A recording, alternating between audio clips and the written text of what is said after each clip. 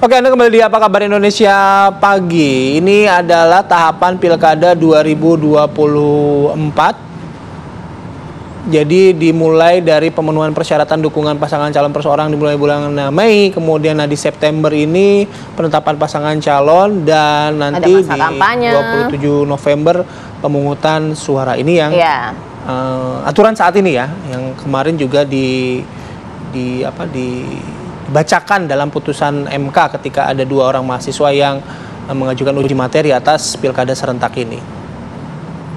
Oke, saya langsung ke Bang Ipang. Bang Ipang, 2 fraksi sudah memiliki 2 pandangan yang berbeda ya, tapi kan mereka juga setiap fraksi pasti punya kepentingan masing-masing gitu. Iya. Tapi dalam skala yang lebih besar gitu Bang, soal pilkada antara November, September, siapa yang diuntungkan, dan kemudian apa analisis Bang Ipang sendiri dari ini?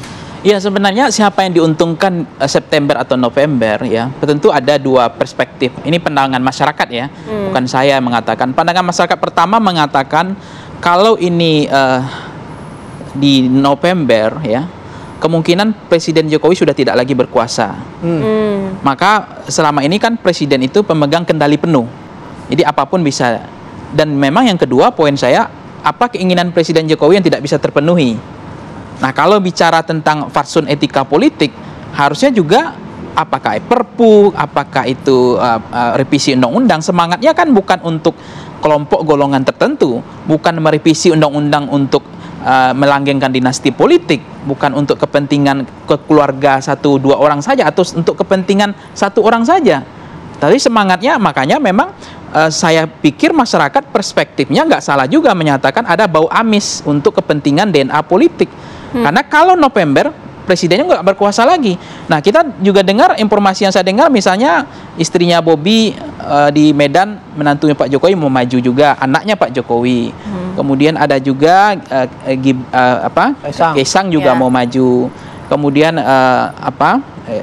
Kaisang sama istrinya juga mau maju. Nah, saya tahu Gibran nggak tahu nih istrinya yang mau maju, tapi nggak mungkin. Nah, itu konteksnya perspektif masyarakat, bukan saya mengatakan. Nah, kalau di September presidennya masih berkuasa, tapi kalau November presiden sudah tidak berkuasa lagi, maka potensi yang namanya abuse of power, penyalahgunaan kekuasaan, itu tidak terjadi. Nah, kalau presiden itu negarawan, kalau saya presiden, saya pasti ngomong gini, supaya tidak ada konflik kepentingan, ya udah majukan ke September saja. Kalau mundurkan ke November, tetap dengan jadwal berdasarkan Undang-Undang 201 ayat 8 nomor 10, pemungutan suara serentak nasional dilaksanakan pada bulan November. Kalau presidennya negarawan gitu. Dia yang minta, nggak perlu beliau mengeluarkan Perpu. Tapi kemungkinan kedua ada juga pandangan perspektif lain, seperti Bang Doli dan Golkar, atau pandangan pemerintah misalnya, supaya tidak terjadi kekosongan pemerintah. Karena kalau dimajukan ke September, itu nanti di Januari pemerintah itu sama, antara pemerintah daerahnya sama-sama udah dilantik dengan pemerintahan pusatnya. Karena satu paket pemerintahan daerah itu terdiri dari kepala daerah dan DPRD provinsi, dan pemerintah nasional terdiri dari presiden, DPR, dan DPD RI. Yang kedua adalah tujuannya supaya, katanya nih, kata Mendagri ya, Tito Karnavian, supaya ada perencanaan anggaran pemerintah pusat dengan daerah itu sinkronis. Kemudian terjadi kompatibel, artinya beririsan, selaras ketika merumuskan kebijakan dan program, sehingga di Januari sama-sama setel, sama-sama merancang program, merancang anggaran baik pemerintah pusat maupun pemerintah daerah. Nah, itu logika, itu rasionalisasinya. Bang Ipang, artinya jadi, kalau misal Perpu itu kan harus ada dasar landasan yang kuat. Nah, kalau misal dipindahkan dari November ke September, landasan yang paling kuat itu apa? Nah, itu Perpu itu kan karena apa urgensinya Perpu? Kan harus ada apa yang mendesak ya. Nah, yang mendesak itu kan katanya kepala daerah yang PLT dengan definitif itu beda legitimasinya, sehingga mereka ingin mendorong semua di Januari itu kepala daerah sudah PLT semua. Nah, itu juga kesalahan sebenarnya perancangan desain undang-undang atau pemilu kita. Kalau begini ingin modelnya, harusnya kan memang buat sajalah pemilu presiden, DPR dan DPD di bulan Februari. Nah, kemudian di bulan Juli baru dilakukan pemilihan pemilu daerah. DPRD provinsi, DPRD kabupaten kota, kepala daerah, kan itu bagus sebetulnya. Tapi kan nggak terjadi dibuat serentak. Jadi Jadi saya nggak menyatakan bahwa bau amis ini masyarakat nggak boleh ya memang harus curiga gitu. Oke, itu kalau nggak analisis curiga dari Bang mau Ipang ya. ngapain lagi gitu. Ya, Oke. analisis dari Bang Ipang. Saya langsung ke Bang Doli. Bang Doli merespon apa yang disampaikan oleh Bang Ipang, dan kemudian juga ketika tadi Bang Doli menyatakan ada setuju ketika November pindah ke September. Sebenarnya urgensinya apa, Bang Doli?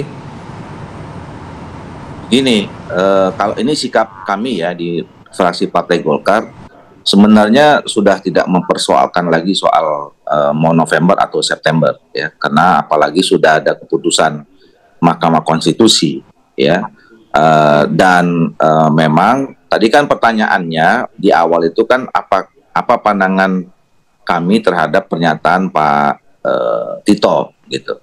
Nah, kalau ditanya apakah siap, ya karena semuanya pasti sudah siap, karena dari awal kita sama-sama menyusun adanya kesepakatan perubahan jadwal itu. Nah, pertanyaannya kenapa waktu itu disepakati untuk dimajukan? Alasan pertamanya ya, saya mengatakan juga boleh saja ya orang menafsirkan dimajukan September, apalagi kan sekarang kan dikit-dikit memang selalu dibangun stigma seolah-olah ini kepentingannya Pak Jokowi, kalau ada apa dikit-dikit negara ini yang di pojok-pojokan Pak Jokowi, ya itu silahkan saja gitu ya. Tetapi kami pada saat itu membahas pertama ya, di dalam undang-undang itu ya, dalam Undang-Undang Nomor 10 Tahun 2016 disebutkan per tanggal 31 Desember 2024 ya, semua kepala daerah itu harus sudah habis masa jabatannya. Nah, jadi kalau nanti kita tidak selesai di tahun ini melaksanakan pilkada, maka 1 Januari seluruh kepala daerah di Republik ini itu akan dipimpin oleh pejabat, baik pejabat gubernur, pejabat bupati maupun pejabat wali kota. Ya, nah kemarin aja ini sudah ada mulai terjadi kekisruhan, kita rame bicara tentang soal pejabat-pejabat ini. Ya, kena separuh 270-an itu sudah dipejabatkan kemarin yang ikut pilkada 2017-2018.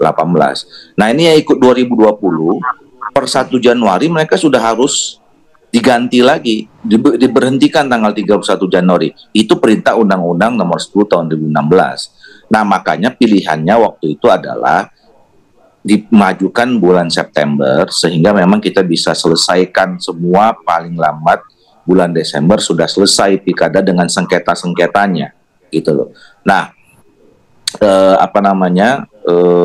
dan waktu itu September itu nggak memakai hasil pemilu yang kemarin. Ya, ini informasi ini kan bahwa September pun kalau dilaksanakan itu tetap memakai hasil pemilu tahun 2024 ya, karena pendaftarannya cuma beda sebulan dengan kalau dibuat November.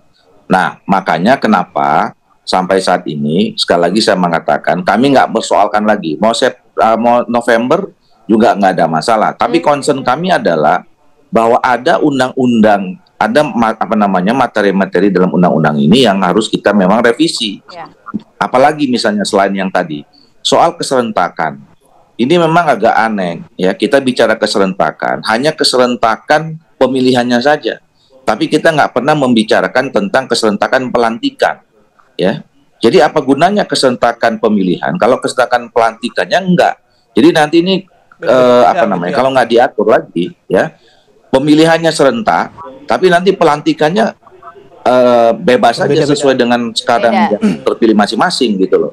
Jadi kalau gitu apa gunanya keserentak kayak begitu? Satu. Yang kedua tentang keserentakan DPRD.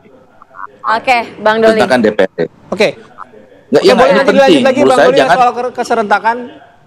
Bang Doli, mohon maaf, kita break dulu ya. Kita harus break dulu ya. Ini keserentakan nanti kita. Oke. Ya, penting. Oke. Tapi kita break dulu ya. Termasuk nanti juga ke Bang Iqbal. Tadi alasan yang sudah disampaikan oleh fraksi Partai Golkar agar tidak ada kekosongan kekuasaan gitu ya di beberapa wilayah. Sesaat lagi kami akan kembali.